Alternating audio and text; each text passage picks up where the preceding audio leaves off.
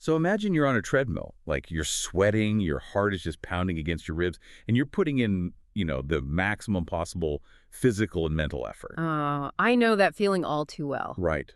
But the thing is, the treadmill is steadily speeding up. Hmm. And when you look down, you realize you haven't actually moved a single inch. Yeah, it's exhausting just thinking about it. Exactly. You're burning all this massive energy. You're making a lot of noise, but going absolutely nowhere. Yeah. And I think that's really the universal anxiety of the modern professional right now. Oh, without a doubt. It's that classic trap of the hustle culture myth.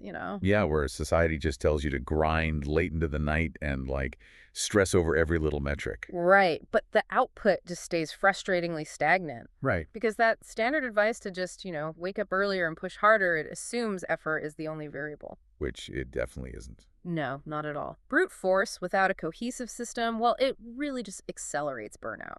True momentum requires a highly integrated architecture. Like a tech stack, kind of. Exactly like a modern tech stack. You've got your raw compute power, your operating system that routes the tasks, and then your base level code. And if there's a bug in that base code, The whole thing crashes. I mean, it doesn't matter how powerful your server is under pressure, the system will fail. So in today's deep dive, we are going to completely deconstruct that tech stack and extract a three-part formula for guaranteed momentum. And the source material for this is just incredibly unique. Yeah, it really is, because we're not looking at notes from, a Silicon Valley incubator or some Wall Street hedge fund. We are analyzing the teachings of a guy named Osman. Who is widely known as the blind Muslim yogi. Which, I mean, that title alone is just wild. It sounds totally esoteric, right? Yeah. Almost like a figure out of a folktale. Totally. But his whole business framework is an exercise in, like, cutthroat pragmatism. Yeah, he operates right at this crazy intersection of ancient Eastern mysticism and very observable modern mechanics. And his golden rule is basically, if it's not going to produce a tangible result, just throw it out the window. Which I love because you look at his credentials and he's got 50 years of experience in advanced yoga and meditation. Right. And he achieved samadhi when he was just 19 years old. Which is huge. For anyone unfamiliar, that's basically the pinnacle state of yogic meditation. It's that state where the boundary between the self and the external environment just sort of dissolves, right? Exactly. Total cognitive absorption. And usually people who touch that state, they just retreat from society entirely. But Osman didn't. No, he leveraged it. Today, he operates as a master-level bioenergy healer. He actually specializes in terminal illnesses and critical care. Using what he calls telepathic healing. Right. And I know, hearing telepathic healing, it sounds like pure fantasy. Oh, 100%. My skeptic alarm was definitely ringing. But then you look at the mechanism he uses to explain it, and it's actually rooted in a verified physics principle, quantum entanglement. Einstein's spooky action at a distance. Precisely. It's this proven phenomenon where subatomic particles become linked. So if you alter the state of one particle, its entangled partner responds instantaneously. Even if it's, like, across the galaxy. Exactly. Distance in the quantum field is completely irrelevant. Okay, but let's unpack this for a second. The mechanism of how a human being actually taps into that field, that's where it gets fascinating. Yeah, because in his framework, achieving samadhi isn't just about, feeling peaceful. Right.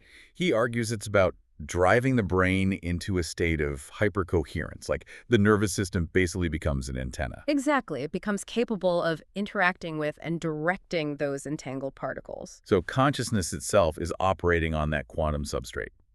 But here's my pushback, and I know you have the answer to this. But wait, how does a master healer operating in this esoteric realm of quantum telepathy care so much about our bank accounts and mortgages? Right, it seems like a contradiction. But Osman has this deeply holistic view. He insists that the spiritual and the financial are just completely intertwined.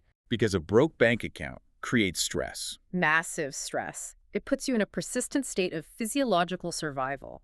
And that chronic stress literally hijacks your nervous system. Meaning you can't reach those hypercoherent states. Exactly. You literally cannot transcend the physical world if your brain is terrified about getting evicted next month. That makes so much sense.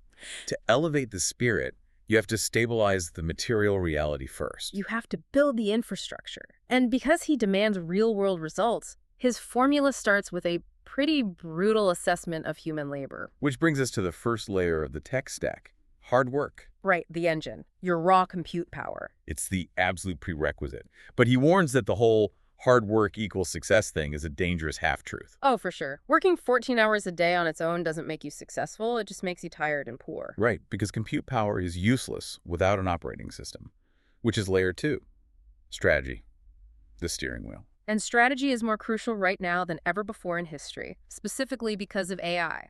Yeah, AI is automating all that manual, repetitive labor. Right. AI has infinite compute power. It works 24 hours a day. It doesn't get tired. It doesn't need coffee breaks. So if your only value is working hard and following basic instructions, You're competing against a machine that will always outlast you. You have to become the chess player, not the chess piece. I love that. And Osman actually has this really fascinating hack for gaining that strategic master-level view without going into 6 figures of debt for an MBA. Right. He says just read the right books. The knowledge is in the literature, not the credential. But his reading list is so specific. Like, Wow. he heavily pushes Dale Carnegie, How to Win Friends and Influence People. Which might sound outdated to some people. Yeah, especially if you already know basic networking. But his reasoning is entirely about the AI threat. Because AI algorithms cannot genuinely empathize. Exactly. They can't read the subtle emotional temperature of a boardroom or build organic trust based on vulnerability. Soft skills are basically the new hard currency. AI can synthesize data, but it can't navigate human ego. Oh, that's such a good way to put it. And then next on his syllabus is Robert Dilts, sleight of mouth. Yes, advanced neurolinguistic programming, or NLP. It's the underlying mechanics of how communicators like Tony Robbins actually shift a person's reality. It's not about arguing facts at all. Right, it's about manipulating the frame of reference. Like, say you're pitching a logistics system to a client, and they're like, well, your integration timeline is way too risky. An amateur would just argue the timeline. They pull out charts and try to prove it's safe. Exactly. But with NLP, you shift the frame. You ask, what is the operational risk of not upgrading and letting your competitor beat your delivery speeds for the next year? That's brilliant. You haven't changed the product facts, you've just completely changed the ground they're standing on. Right.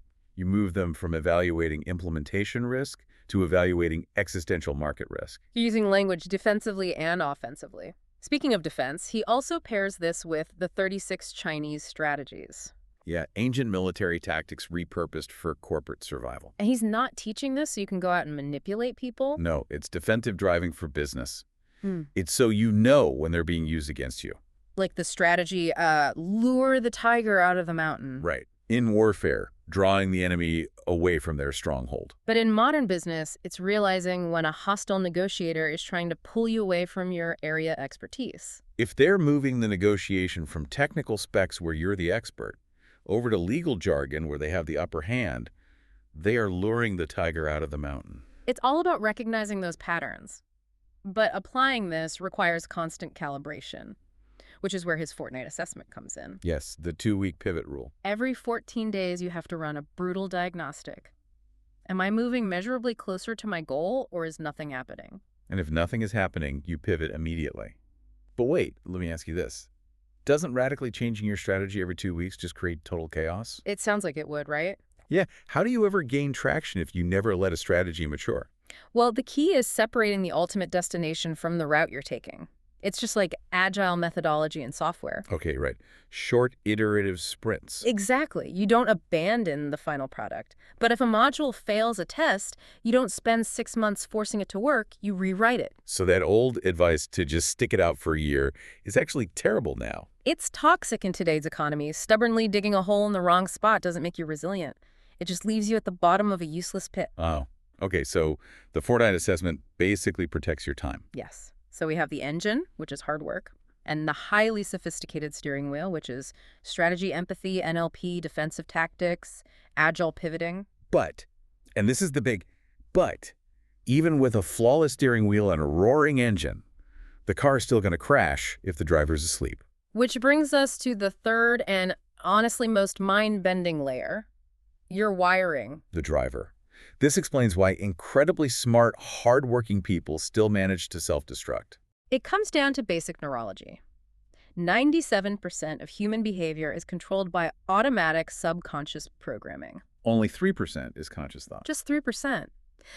The analogy Osman uses is that the conscious mind is a tiny rider sitting on top of a massive 97% subconscious elephant. Right. And the rider's looking at the strategy going, okay, I'm going to launch this business and get rich. But if that massive elephant has deep-seated programming that believes, success is dangerous or wealth makes people hate you, The elephant is just going to turn around and walk right back into the jungle. and the rider has zero leverage to stop it, your subconscious will literally sabotage your brilliant strategy to keep you in a state of familiar safety. Because the subconscious doesn't care about your goals. It just cares about survival based on old childhood data. Exactly. So to get that guaranteed success, you have to rewrite the elephant's base code.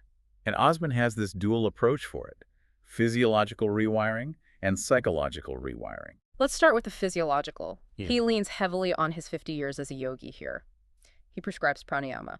Which is highly targeted breath work. Mm. And in yogic physiology, the body has, 72,000 nadis? Right, 72,000 nadis, or subtle energy channels. And he basically says that unresolved trauma and fear literally turn into physical gunk that clogs these pipes. It creates massive internal friction. But here's the crazy part. He says you can clear this gunk by just doing 5 minutes of targeted breathing while lying in bed. Just 5 minutes. I mean, analytically speaking, how does simply breathing in bed for 5 minutes clear out decades of deep-seated psychological trauma? I know it sounds too simple, but when you look at it through modern neurobiology, it makes perfect sense. The breath is the physical bridge to your autonomic nervous system. Okay, so it's a mechanical override. Exactly. When you do specific pranayama, you are directly stimulating the vagus nerve that flushes the bloodstream of cortisol and adrenaline. And those are the exact stress hormones that keep the elephant terrified and hypervigilant. Right. So you aren't just sitting there wishing the trauma away. No, you are mechanically altering your biology. So the environment that sustains that fear literally ceases to exist. You're wiping the corrupted hardware clean. Okay, that is profound. So once the hardware is wiped, you have to install new software. Which Osman calls aggressive repetition. The psychological rewiring. This is where you essentially curate a playlist of audio programs, wealth affirmations, mindset lectures, that kind of stuff. And you just flood your auditory channels with it continuously. While you're cooking, while you're driving, while you're working out. But the key distinction is that you aren't listening to learn facts or take notes. No, you are immersing yourself to the point of brainwashing. Using neuroplasticity. Exactly. The brain restructures its neural pathways based on frequency. If you relentlessly bathe your brain in the language of abundance and victory, the subconscious eventually adopts it as the default baseline. So the elephant's code is rewritten to just automatically expect success. And when that happens, the rider doesn't even need willpower anymore. Executing the strategy just becomes instinctual. It's brilliant. And we can actually see this entire three-part system at work in Osman's own business empire. He walks the walk. Oh, absolutely. Look at his client acquisition strategy. It's fascinating. His Starbucks offer. Yes. He offers a 10-minute telepathic anxiety reduction session for $5. Which is just a masterclass in applying a traditional loss leader strategy to an esoteric service. Because the barrier to entry for something called telepathic healing is huge for a skeptic. But for $5, the cost of a coffee, you completely neutralize the financial risk. Right. If you feel nothing, whatever, you lost $5. But if you experience a profound physiological shift, boom, he has undeniably proven his value in 10 minutes. Trust is built instantly. And that funnels clients right into his high-end critical care recovery services, which are, premium priced. And how does he justify the high price? He goes right back to the first layer of the stack: hard work. Right. When people question the cost of an hour session, he reframes it. You aren't buying 60 minutes. You're amortizing 50 years of rigorous development. Decades of practicing 18 hours a day. And the 8 to 10 hours of daily maintenance he still does just to hold that state. Exactly. Plus, he is strictly complementary to traditional medicine. Right. He always tells clients to keep seeing their oncologists and doctors. He's not a replacement. But here's the thing that really stood out to me.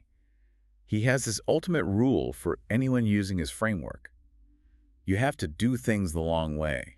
Avoid scams. Avoid quick schemes entirely. Which is such a fascinating mandate. Right, because if you have what basically amounts to a quantum superpower, the temptation to just bypass the grind and extract wealth unethically would be huge. Why insist on the long way? Well, this is probably his most pragmatic insight, because running a scam or cutting corners creates a psychological byproduct. Guilt and fear of exposure. Exactly. Even if you never get caught, your subconscious registers it.